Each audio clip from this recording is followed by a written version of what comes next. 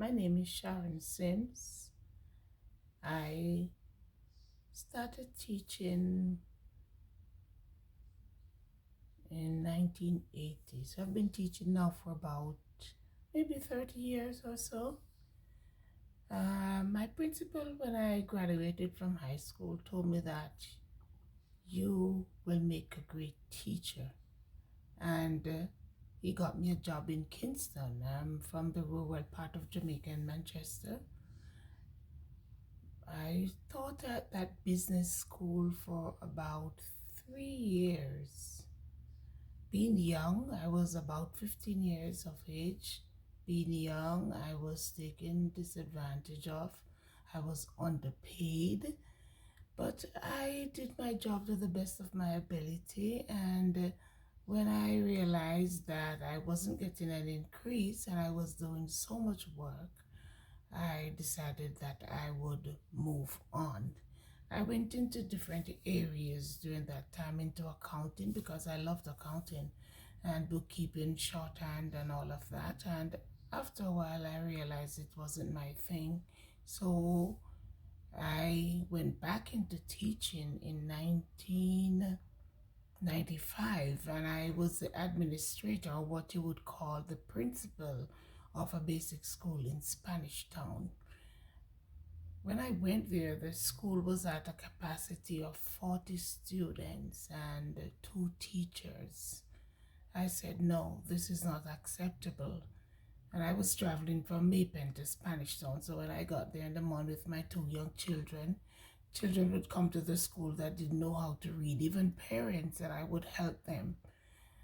I started like a remedial reading program to help parents and students alike so that we could get the community, the entire community, on par with what was going on in the school. I went from door to door, knocked on doors early in the morning, took my lunchtime, knocked on doors, got the parents interested in the school. So eventually, the community as a whole was involved in the operation of the school, and the capacity went up from 40 to 170. My education officer, for 2 years straight in my zone, because in Jamaica we are zoned in the basic school level, when she came to one of the graduations, she said, I invited myself back to your graduation this time. You did not ask me to come to be your speaker, but I invited myself because the students that came out from under your teaching, because I taught the ones who were going off to the primary level, those are 5 and 6 year olds, and they were reading, writing, doing mathematics at the grade 2 level. She was so impressed. They were spelling at the grade 2 level. Their diction was so mature. So she said she invited herself to the graduation so she could talk to the parents, talk to the prospective parents, encourage the ones who are sending their kids off to primary that they should keep up the good work, because it wasn't just the teacher who did it. It was teacher, parent, and community alike. From there, when I left that basic school as an administrator, I went to a prep school in Kingston, and I stayed there for 15 years. When I started, my principal said to me, the only vacancy I have is in the art room. So I looked at her because for the life of me, I can't draw. I can't draw to save my life. I can do the stick man, yes, I can do that. But anything else, forget it, I can't do it. But I accepted the position, and she said the art teacher teaches Spanish. And I said, I know a little Spanish. So I would help her, assist the Spanish teacher, also the art teacher. And I learned a lot there. I learned a lot about myself, that I can do whatever I put in my mind to do.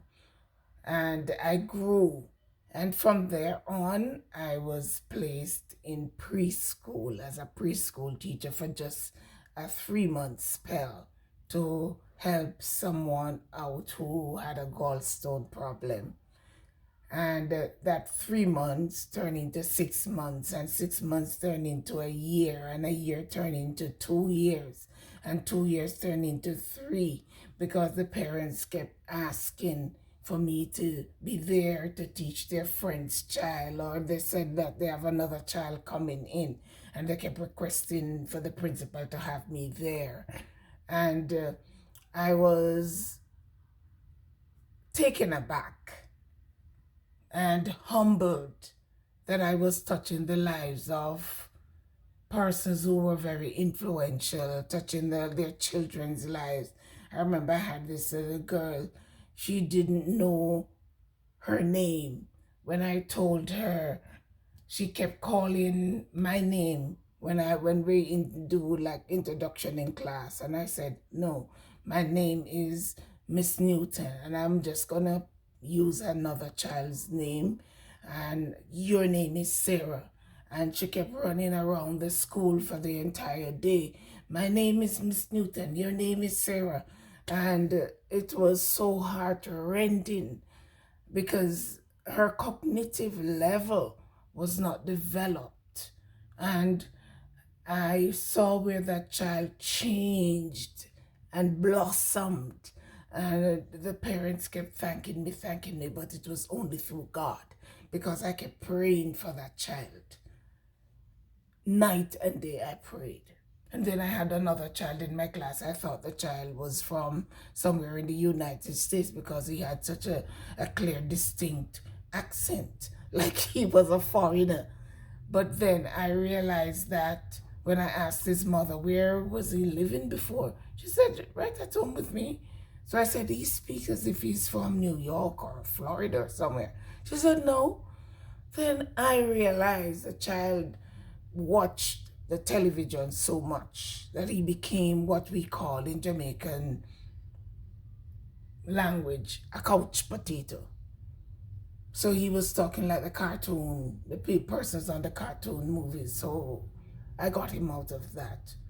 I've impacted a lot of other kids' life, potty training them when they came at 4 years old and not potty trained. I didn't turn my nose up at them or the parent. I potty trained them. I remember I had a particular student. I don't think Lorna and Mark would mind my calling their name. I taught their three kids. And I had Jazeel, and Jazeel had a what you call a cleft lip, and people would turn their nose up at him because it turned right up into his nostril, and it would run all the time. But I took that boy under my wings and I loved him. And when you do something great for a student, you're not just impacting the life of the student, you're impacting the life of the parents also. And I pray that I ask God to help me to love this child enough to make a change in his life. Because, you know, other kids can be very cruel. They would look down on him and turn their noses up, but even some adults. But because of the love of God in me, I was able to love him, and helped him. So I stayed at Wolmer's until I graduated. Until I migrated. But during that, my tenure there, I obtained my bachelor's degree in early childhood education, and I was looking to do great things, do great exploits, to continue. But then God had it not to be so. I migrated to the United States of America. And since then, I've tutored students from the kindergarten level up to high school level. And now, presently, my last job before this coronavirus pandemic. I was teaching at a Christian preschool. I prayed so much to be at a Christian preschool where I could really speak about my faith in the Lord. And when I found myself at Lakeside Academy, it was such an interesting journey because you could speak freely about the Lord, speak freely about Jesus, speak freely about God, because it was a part of the curriculum that we teach the children, just like we teach them math and language. They're taught about the Bible. They're taught about Jesus, how to love Jesus, what Jesus has done for them and will do if they only ask him, if they only pray. And that has really impacted me in a very special way, because during those times, during my lunchtime or my lunch break, I get to because it's so open, I get to be in a classroom empty where I can just reach out and pray for the staff, pray for the students, pray for the teachers. And that's impacted me in a very positive manner and has really deepened my walk with God. I believe that no child should be left behind. And I know I could make a difference in every child's life, both in their physical, mental, spiritual upbringing or being.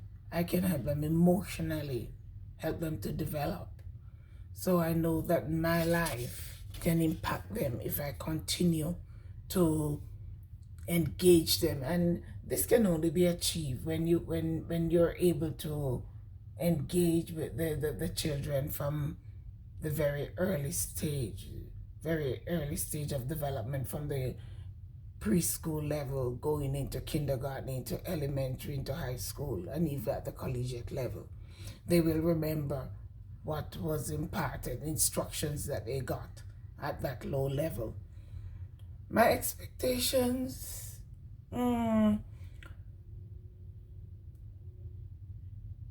was knowledge that I impacted to the students that has helped them to be who they are, because I've seen some of my students now in this 21st century. Well, they're not in teaching, so they're way ahead of me. A student of mine saw me one day and said, "Miss, you're still in that dead-end job?" And when I reflect and remember who she was when I had her in my class, I say thanks be to God. You know, because if I did not really put my foot down, and I mean have both feet down on the gas with her in my class, she would have come out of my classroom not learning anything after a year, because she was such a very headstrong child and stubborn and set in her own ways, and she can't do this, she can't do that. When I heard her, telling me that, "Miss, you're still stuck in that dead-end job." So, so I had to say to her, "Hon, it takes people like me to help people like you to be who you are today." And I said, teaching is an ungrateful and unthankful job, because if the students do well, it's the parents. And if they don't do well, it's the teachers. But I knew that when I went into teaching, I knew that the salary was very low. And it's not just in Jamaica or America, it's right around the world. It's like a bad disease. People don't recognize the help that teachers offer to society. So I would love for parents to change the societal narrative that their child, because of the environment that they were brought up in, they can't come to anything. I would like parents to change that narrative, change the stigma that is placed on their children because of where they are from or the community where they're from. My experience in the classroom exposed me to students who come to school from various backgrounds with a willing desire to learn, to know more, to achieve. And because of my experience, I realized that you should not limit a child to this high or this high. Let the child explore. The world is theirs. Let them explore. Always give them encouragement to explore and empower themselves. To my students, I would say, always believe in yourself. Believe in who you are. Believe that you can and you will. You are who God says that you are. You are special in His sight. He said, suffer the little children to come unto me and forbid them not. So you are special in God's sight. Believe in yourself. Believe that God has a plan for your life. He has a future and a hope for you. Believe that. To parents, I have just one thing to say to you. One line. Believe in your children. Believe in your children. If I could change anything in the education system, first I would change how lesson plans are tailored. Lesson plans should be tailored to the individual needs of each child because they learn at different levels. So the teacher should have the flexibility to alter his or her lesson plan whenever they realize that their students are not grasping the lesson that is being taught. On point, they should be able to say, okay, they're not getting this, and switch and teach it another way. And realize that not every child learns the same way. Some learn visually, some learn from tactile things. So use a lot of mobiles to bring your lesson across. Secondly, I would change how tests are administered. You don't need a lot of tests to prove that the child is learning. When a concept is taught, say for example, you're teaching the child the skills of multiplication. When you're finished, after your first lesson would have been with mobiles and so, or concrete objects, and then you continue to do that until they can do it themselves and do it repetitiously, then you would move on to putting something on the whiteboard or chalkboard, whatever you use. And when that lesson is completed, at the end of the lesson, you will give maybe about 2 or 3 problems on the board for your students to solve. That's your testing right there. And you make a record of it, you grade it, and you keep a running record of the child's progress, so that at the end of the year, you don't have this big long test, this formative test. You don't have that, because that's just frustrating to the poor child or children. So at the beginning of each school term, every school should be on the same level. First or second day of school, a diagnostic test to measure where the students are and what they know. And then during the term, you go to your benchmark test after each concept that is taught. Test. And it's not a long thing that the child, poor child, can't finish and sweating and going home and getting nervous because tomorrow is test day. No, do it right after. So the child doesn't have to develop a fear. My funniest teaching moment was it was time to teach foods that help you to grow and grow and go. Grow, glow, and go. So I had this brilliant idea that I would draw a picture of a girl, put tomatoes on her cheeks, and put the fruits and the vegetables on the parts of the body that it aids in development and growth. And I remember it was Monday morning and I took my picture out. I felt so good. A nice big long chart, and I held it up. And I made the introduction, and a student looked at it, and she kept looking and looking, and then she said, "What a ugly," and then she fixed her face in such a way.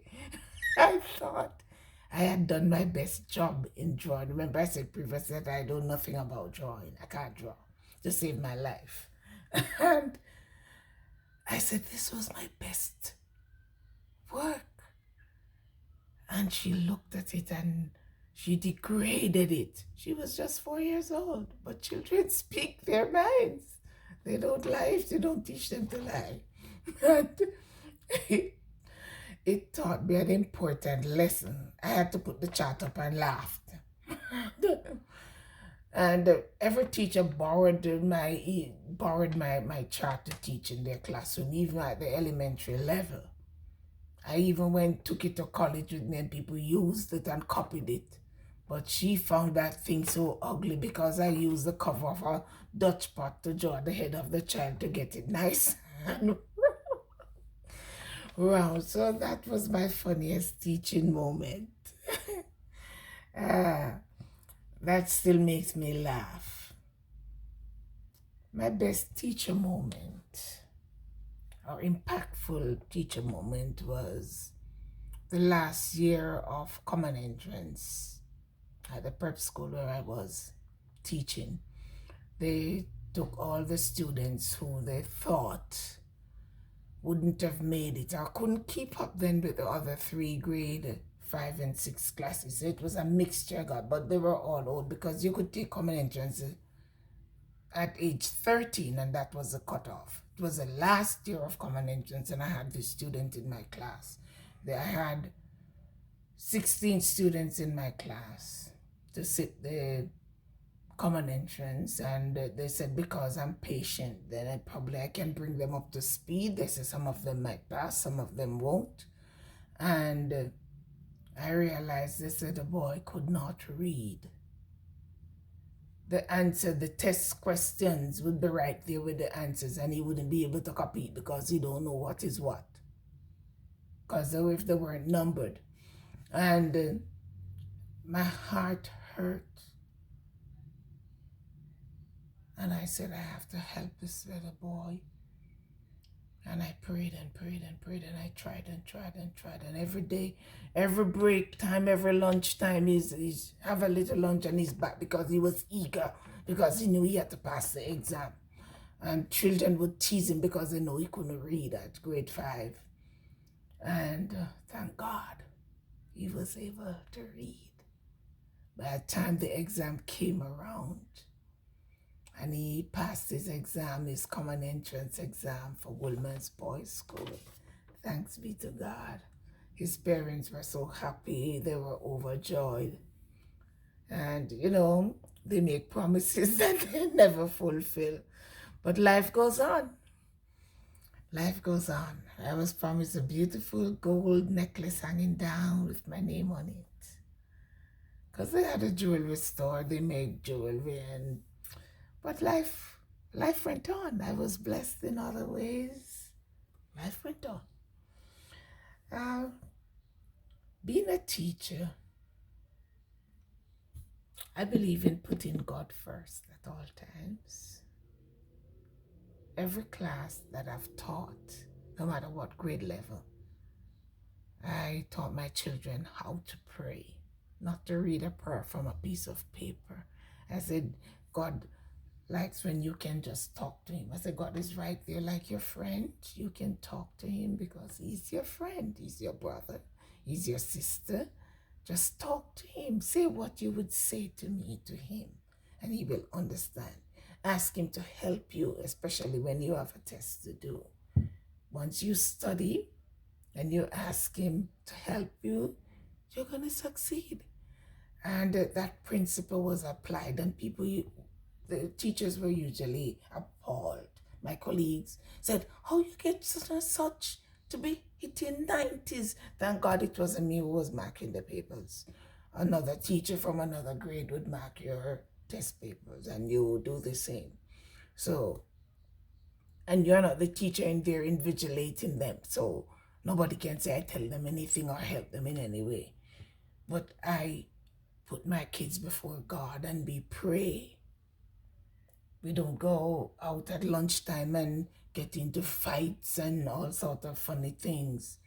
My kids will play then, and half an hour after, you see, they grab the book. Say, oh, test coming up, let me revise.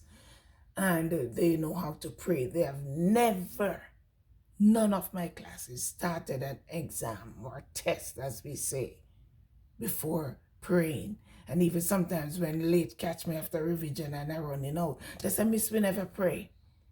And I said, no, man, you all can do your praying because I have to go to the next room and the teacher is waiting. They said, Miss, just stand at the door, and one of them would pray. And that left a mark, an indelible mark on my mind, that teachers have a very important role to play in the life of their student. The teacher is a facilitator, the nurse, the mother, the father, the doctor. Teacher is everything in that classroom, the lawyer and the teacher. Shoulder to cry on. So we have to take our job very seriously. And that's why we have to put God first. Because it is only through him, when we put him first, he will give us the knowledge that we need to understand the students that we get each year and the impact that we will leave with them of who they are now and who they will be in the future. All my students knew Philippians 4:13. I can do all things through Christ who strengthens me. They also knew, I know the plans you have for me, Lord. Plans to give me a future and a hope and an unexpected end. A plan not of evil but of good. This is my little talk to you about being a teacher. I hope I did not bore you to death. Have a blessed day. With God, we can do everything. And as we plan to go back, maybe into the classroom in this time of pandemic, let us put God first. Ask him for protection for both ourselves, our children in the classroom, their parents, and our families. Have a blessed day. Bye-bye.